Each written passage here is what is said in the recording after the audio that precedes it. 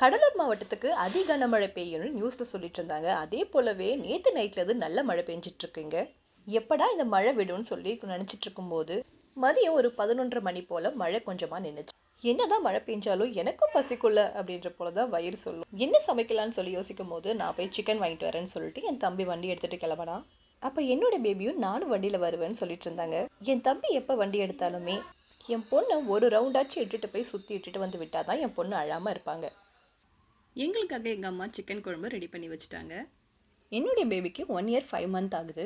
So அவங்களுக்காக தான் நான் இங்கே சிக்கன் சூப் ரெடி பண்ணிகிட்ருக்கேன். நான் மேக்ஸிமம் அதிகமாகவே சிக்கன் கொடுக்க மாட்டேன் குழந்தைக்கு. எப்பயாவது தான் நான் கொடுப்பேன். நான் எப்போவுமே சிக்கன் குழம்பு செய்யும் போது நான் நல்லெண்ணெய் தான் யூஸ் பண்ணுவேன். கொஞ்சமாக நல்லெண்ணெய் சேர்த்துக்கிறேன். கொஞ்சமாக ஜீரகம், ஒரு சின்ன துண்டு கிராம்பு 2, ஏலக்காய், இது எல்லாத்தையும் சேர்த்து நல்லா இடித்து எடுத்துக்கிறேன். தாளிப்புக்கு பிரியாணி இலை, பட்டை சேர்த்து இங்கே நான் இடித்து வச்சிருக்க பொடியும் சேர்த்து இஞ்சி பூண்டும் சேர்த்துருக்கேன்.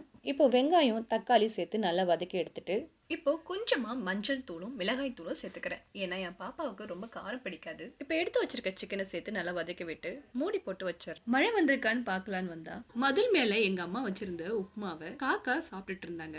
என்னை பார்த்து பறந்து போயிட்டாங்க. சாப்பிட்டுட்டு இருந்தவங்கள டிஸ்டர்ப் பண்ணுற மாதிரி ஆயிடுச்சு. மழை பெஞ்சிட்டே இருந்தால் அந்த காக்கா குருவிங்களுக்குலாம் சாப்பாடு எங்குமே கிடைக்காது. இந்த மாதிரி மழை விட்டாதான் கொஞ்சமாச்சும் எங்கெங்க சாப்பாடு இருக்குன்னு தேடி கண்டுபிடிச்சு சாப்பிடுவாங்க. கொஞ்சமா தண்ணி சேர்த்துக்கிறேன். இப்போ குக்கரை விசில் போட்டு மூடி வச்சிடறேன். ஒரு 5-6 விசில் வந்ததுக்கு அப்புறம் இப்படிதான் இருக்கும். இதை நான் என் குழந்தைக்கு சாதத்தோட பிசைஞ்சு கொடுத்துருவேன். நல்ல டேஸ்டாவே இருக்கும். என்னோட குழந்தைக்கு சாப்பாடு கொடுத்து முடிச்சுட்டு வரதுக்கு 3 மணிக்கு மேல ஆயிடுச்சு. ஸோ மதியம் லஞ்ச் சிக்கன் குழம்பும் ரசமும் ரெடியா இருக்கு. சாப்பிட போறேன்.